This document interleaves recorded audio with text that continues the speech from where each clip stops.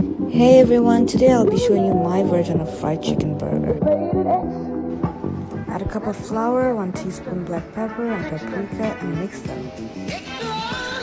Double coat the chicken with the eggs and flour. I refrigerated this for 1 whole day. Because the more you marinate, the better it gets. It's like a game changer for any fried food or anything you marinate basically.